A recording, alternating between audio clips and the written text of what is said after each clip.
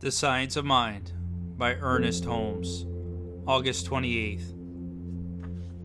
This is a reading from the other teachings from the New Testament. Mental expansion. 2 Corinthians chapter 3, verse 18. But we all, with open face beholding as in the glass and glory of the Lord, are changed in the same image, from the glory to glory, even as by the Spirit of the Lord. As our thoughts is opened and we behold the image of eternity within ourselves, we are changed by the image into the newness of life. This is accomplished by the Spirit of God. The subjective state of thought is the creative medium within us, which fact psychology has proven beyond any question of a doubt.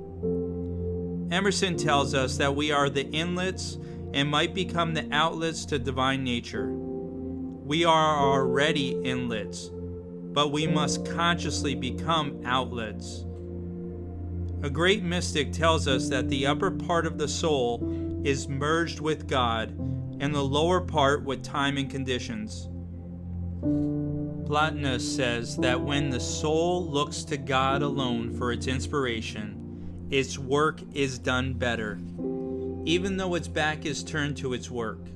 And Jesus tells us to seek the kingdom of God first, and that all else will be added unto us. Now, the image of God is imprinted upon each one of us, and all reflect the divine glory to some degree. Indeed, we are a part of the divine glory. When our thought is turned from limitation to the greater glory, we then reflect that glory. When the subjective state of our thought receives its images from reality, it in turn reflects this reality into all that we do.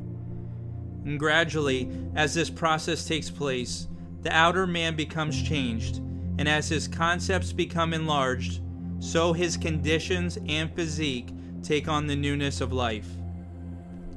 And this change in the outer is brought about by the Spirit of God. The Spirit of God, being the one and only presence in the universe, brings about events and remolds conditions after its own likeness. The ascending scale of life. 2 Corinthians chapter 3, verse 7 to 12. We are changed from glory to glory. This implies that the divine scale is ever ascending. There is no end to the divine nature, and therefore no end to the possibility of our expressing it. But we must behold it. We must look steadfastly into this reality if we are to image it in our own minds. Here is no forlorn outlook, no limited concept. All that God has or is belongs to us and is ours to make use of. We are not to separate life from living, but unite the two into perfect one. The way things and the way it works, the glory of the image and the glory in common affairs, everyday life.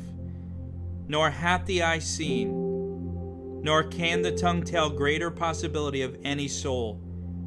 Only God has revealed this through His Son, and His Son is each one of us, from the apparent least to the apparent greatest. The world is saturated with the divinity, immersed in reality, and filled with possibility. We must take this divine possibility and mold it into a present actuality in everyday experience. This is the way to freedom, the pathway to peace and happiness.